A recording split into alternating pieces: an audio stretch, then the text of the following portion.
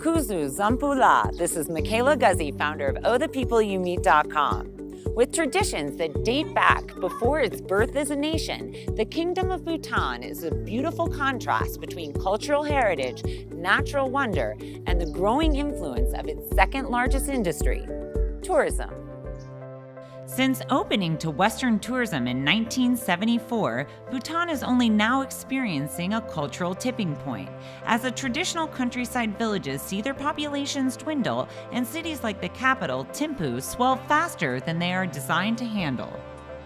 As with any developing nation, the defining characteristics of Bhutan are being tested as modern influences sweep through these once completely pastoral valleys.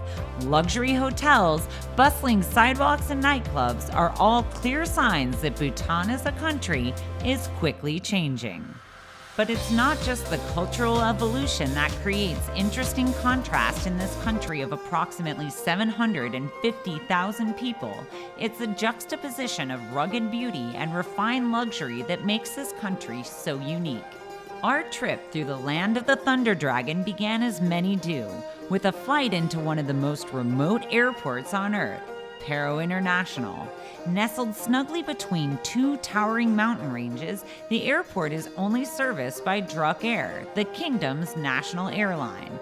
We recommend taking the luxurious flights offered by Qatar Airways, which overlap with 7 of the 9 international destinations which Druk Airways services, including major hubs like Delhi, Bangkok, and Singapore. The immediate first impressions of Bhutan were the unbelievably ornate detail on the facade of almost every building we passed, as well as the prevalence and celebration of the phallus that serve as good omens for fertility, luck, and protection. Made up of 20 distinct districts, Bhutan is roughly the size of Massachusetts and New Hampshire combined, but with mountains that dwarf those found in the Northeast United States. Bhutan is a land of mystery that combines centuries-old traditions like the Ora Yakchoi Festival, which we dressed in our finest kiras and gos to experience. In sharp contrast to the homemade grog called Ora we had at the festival. Wow, that's really strong. We were treated to a true Bhutanese dinner when we returned to our hotel, which featured several portions of local spicy delectables like peppers with melted cheese and yak meat. While there are plenty of delicious westernized options for food at the hotels, we wanted to try a truly authentic Bhutanese experience, which took us to a boomthang farmhouse with 2 adorable local women who fed us successively and then tried to get us drunk.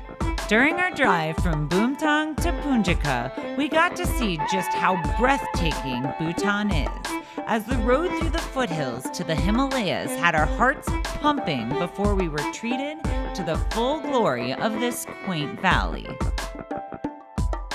Aside from the mountains, one of the defining features of Bhutan is that it is the only surviving all-Buddhist nation in the Himalayan region, which means there are monuments, monasteries, and temples everywhere. Because of their importance within the kingdom, the vast majority of them have unobstructed views of the surrounding valleys, which make them perfect places to meditate and sightsee. Check out the Zong and Punaka, the 108 stupas of Kamsam Valley, Namgyal Chorten, and of course, Tiger's Nest in Paro. Cultural sensitivity is one thing visitors need to pay close attention to while traveling throughout Bhutan. While many Bhutanese speak at least some English, there are local customs that must be observed, like covering your arms and legs when entering most holy sites, and no photography within the altars and temples. With all the spectacular natural wonders Bhutan has to offer, getting outside and being active is certainly one of the things that should be very high on your list. With world-renowned trekking, biking, and rafting, there are plenty of interesting ways to take in Bhutan's beauty. We even spent an afternoon enjoying the favorite local sport, archery.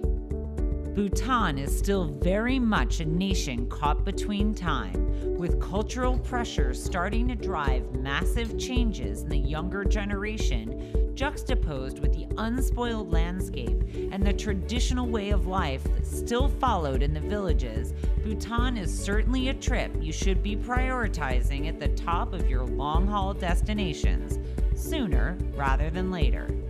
For more information, check out OhThePeopleYouMeet.com. This is Michaela Guzy from the Tiger's Nest in the Kingdom of Bhutan.